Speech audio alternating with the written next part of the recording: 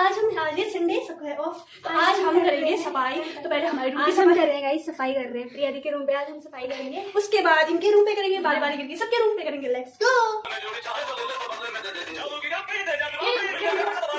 साल भर का पूरा देखो एक बार कर रहे हैं। हो चुकी हूँ पंखा साफ करने में फेल। अब देखो आ गया हमारा दूसरा पहलवान। अब ये करेगा हमारा पंखा साफ, क्योंकि हम ऊपर पहुंच गए। तो हम ऊपर पहुंच नहीं पा रहे थे, मैं नहीं करना चाहती हूँ।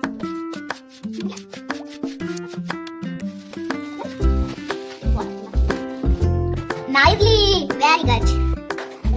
गाइस आज संडे था और सुबह से सबके सब धोबियों के जैसे काम पे लगे हुए थे, और खाने के टाइम पे आज 4 बज गए। तो खाने के टाइम पे देखो खाना बनाने वाली ये थी नैन्सी, आधा आधा बना रखा है। ये देखो अभी उधर चावल चढ़ गए। प्रिया इधर देख। ये देखो सब बना के तो लाचे लग गए भाई। ऐसे तो इनका खाना ही बन रहा है। ऐसी है ये रुसाल, इन रुसाल की है।